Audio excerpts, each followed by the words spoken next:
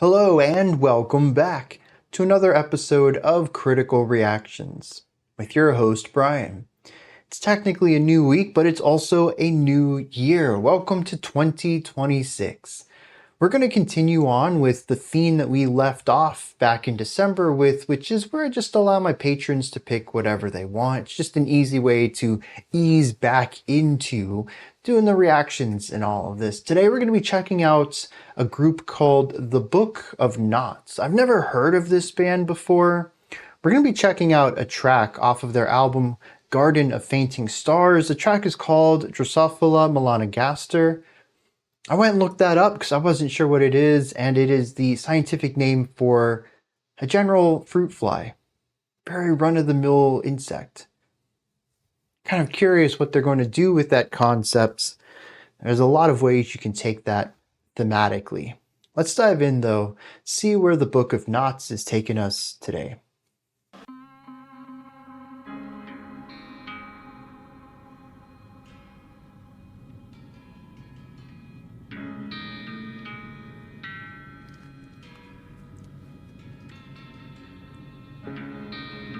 It's not only just eerie, but the timbre of this instrument. I think it's out of tune, but it's also very thin. There's a nice atmosphere. It's dense. It's filling the space well enough for the quiet volume. There's this high-pitched droning over here I'm not too big of a fan of, but this sound right here is just, it's so tiny. BA987 TXL Berlin Tegel Airport to LHR London Heathrow. Airplane? I am seated right behind the curtain. First row economy, right behind the business class. Where envy is at its greatest.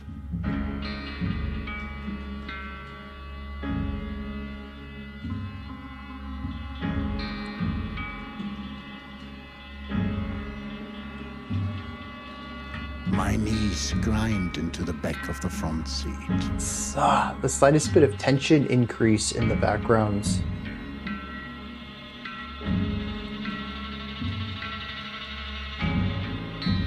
BA27 LHR London Heathrow to HKG Hong Kong, China.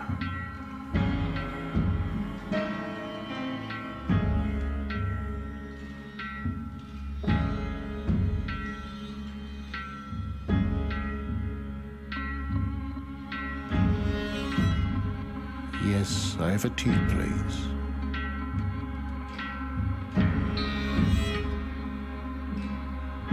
And maybe a gin tonic.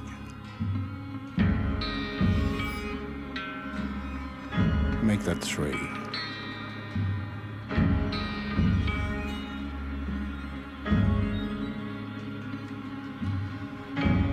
LO677 from WAW Frederick Chopin Airport, Warsaw, Poland. A little bit of melody over on this side. Sheremetyevo Airport, Moscow, Russia. The flight is 2 hours late. My throat is bad. I order a cognac in the departure hall, take a sip, set down the glass. Before I can take a second sip, the rim of the glass is covered with fruit flies. Too late. Too many dead flies are already swimming in the glass. I leave the restaurant and also departure, still a long time off, go to the gate. A small room with benches all facing the airfield. A small window marked drink bar. The cognac here is cheaper. With my last slotty I make a second try, but the drama repeats itself. By the time I cover the glass with my passport, which at that time is green with a golden eagle on it, there are already several flies swimming in it. Drosophila Melanogaster. Okay. Drosophila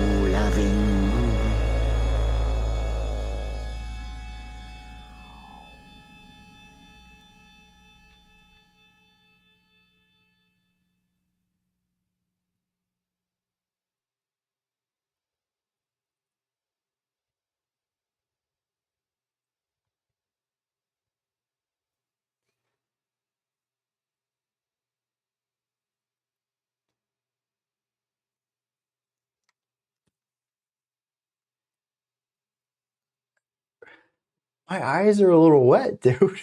What in the world? I think if that had went on for another 30 seconds, I might have like legitimately teared up. It's there. I can feel it. Like it didn't reach that threshold. It got me really close though. Why though? Why? This is not is not my cup of tea, but also the story I don't think is emotionally engaging. But there's something about those final 30 seconds or so that just grabbed me. And it's one of those slow burns because, the first 3 minutes of this track, what is it? It's atmosphere, it's tense, it's eerie, it's unsettling, it's got you on the edge of your seat. And that's really what it is. It's tension. You have these sounds, this high-pitched whining off on the side, this lower end droning over here. You have these sounds, little chitters and chirps and this, I don't know, a guitar maybe. I don't know what that plucked instrument was in the censor at the beginning of the track, but it's out of tune. It's trying its best to participate in the music, but it's just not up to snuff for it. Eventually we get a violin kind of coming off from the right and shifting towards the center, and it's just kind of squealing. It's noises more than melody. And all of this along with spoken word, a sort of diary or journal of several plane trips, mentioning the exact flight and then some comments about the flight itself. This is the first 3 minutes. There's not a lot to analyze here, to digest. It is setting. It is act one of a story. It brings a little intrigue. What's the music doing? Where is this going? How is it building? Why is there spoken word here? But it sets up the dominoes to fall later so that when the song's over, everything clicks into place. Just like a good story. And that's where the end of the song comes in. The final 2 minutes or so, when we get a melodic idea off on the side, when the drums kick in with something a bit larger, when you can feel the intensity rising, the layering increasing, and the volume becoming louder. The vocals shift from spoken word to, singing. I don't know if I'd classify it as great singing subjectively, but we definitely focus more on rhythmic device and pitch, going for a melodic application to the words being stated.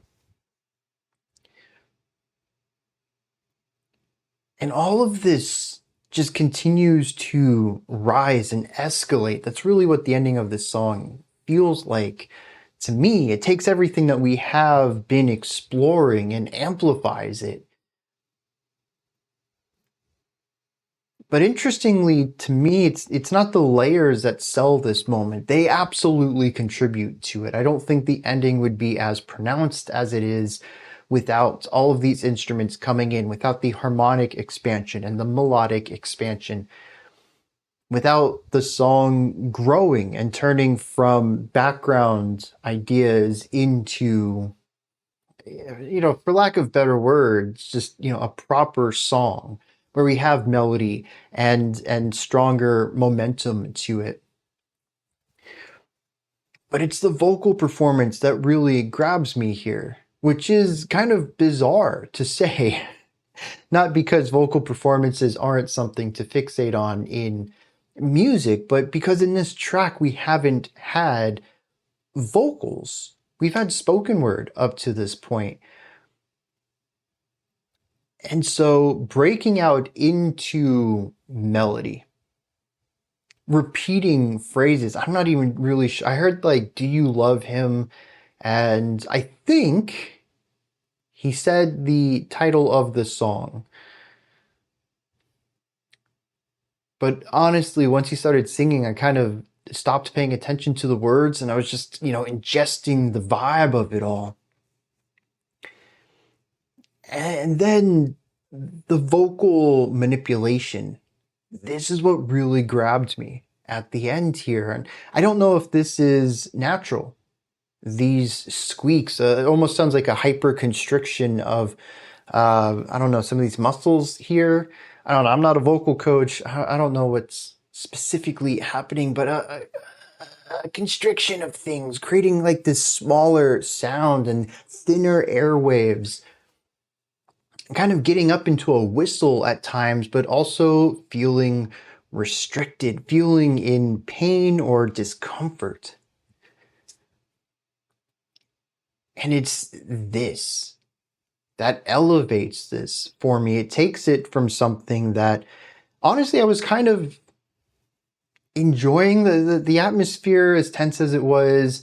I think it works well at crafting the atmosphere. There's a couple of sounds that I just wasn't a big fan of, but it contributes to the overall vibe. And I really liked the spoken word. I thought that honestly, acting, this is performance art here.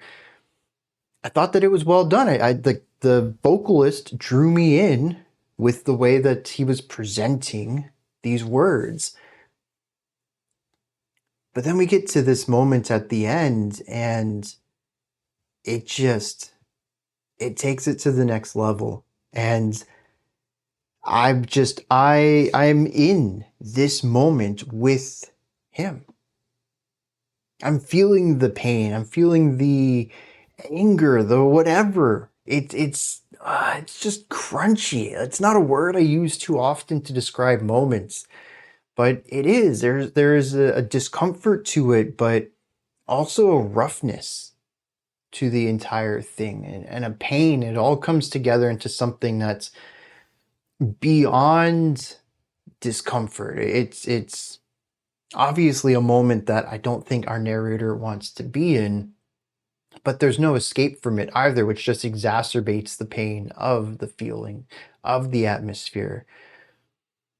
And I think the vocal performance is what pulls it together. And I'm curious too if that's natural vocal distortion or if that's something done in production afterwards. Regardless, it sold me on the ending there. And that's about it for analysis. Kind of a short one. But I mean, when over half your track is just almost a minimal exploration of atmosphere and spoken word, there's not much that I'm going to be able to comment on besides kind of the surface level read, because that's all that they really have going on there. Let me dive into some lyrics then and see what's going on there.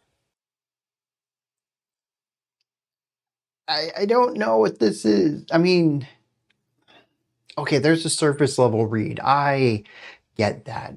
We have a few descriptions here. We have a transport from Berlin to London, and then from London to China, and then we have a departure from Poland to Russia. Leaving Berlin, he says that he's seated right behind the business class where envy is at its greatest and his knees grind into the back of the front seat. So it's uncomfortable already, but there's also envy. You're one step away from the business class, of not being economy. You're so close, yet so far. There's already, I want to read maybe class war element in here, but I'm not sure if that's necessarily where it's going. Departing London says, I'll have a tea, please, and maybe a gin and tonic. After a short pause, make that 3. Doesn't really say much. Arriving in Russia after leaving Poland, states that the flight is 2 hours late, so they order a cognac. They take a sip, and before they can get a second sip, there's already fruit flies on the rim of the glass and many more in the drink itself already. Seeing that the departure still is a long way off, they leave. They find a small window and a small room marked drink bar. here the cognac is cheaper, and with their last bit of money, they buy another cognac. But he says the drama repeats itself, and before he can place his passport over the glass, there's already flies swimming in it. This is the part where the singing begins, and just sings the title of the track. Followed by, "Do you love him, black-bodied fly?"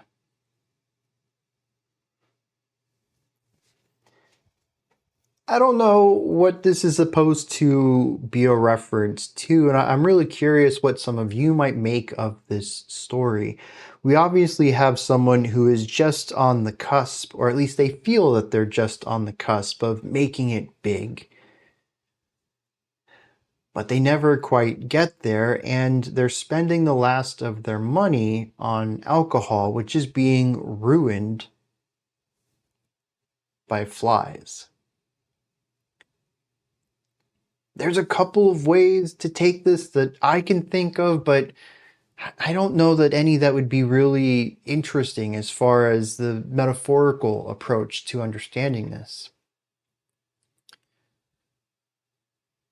Like I mentioned, there's a class element at play introduced in the very opening stanza. I'm kind of wondering if that is further explored here, if maybe the flies are supposed to be another class. Maybe we have, like, I don't know, high, middle, and low class. I don't know. But what I do know is that he's feeling envy. It almost feels like he should be, or he feels he should be in a better place, but something else is always ruining it. The flies, but what do they represent? What are they supposed to be? I don't know. But whatever it is, he asks if you love him, the black-bodied fly. And I don't know if he's presenting this question to the fly, or if he's presenting the question to someone else, and the fly represents a third party in this conversation. I have too many questions here. On the surface, we get a full story, but I feel like I'm missing some context to really get that deeper meaning. This is where y'all come in, though. These are just my thoughts on the Book of Knots track, Drosophila Melanogaster. What did you think of this track? Is there anything that stood out to you? Anything that you'd like to add on to what I said or correct me on? Do you have your own take, perspective, or opinion on this? Let me know. Put all that and whatever else you'd like to add into the comment section below. Above that, in the description box, you'll find a link to Linktree. Takes you here. You can find ways to support the channel, a link to the Discord server, a link to my music, and a bunch of other stuff. I've been out of it for 2 weeks, and I can't remember my sign-off now. Above that, if you could, like, subscribe, and ring the bell. I greatly appreciate all three of those. That wraps it up for today. I'll be back tomorrow, though, 5 p.m. Eastern Standard Time, 10 p.m. UTC as usual. Until next time, remember to be critical, not cynical, of the music you listen to, and have a fantastic morning, afternoon, or evening, whenever you choose to watch my videos.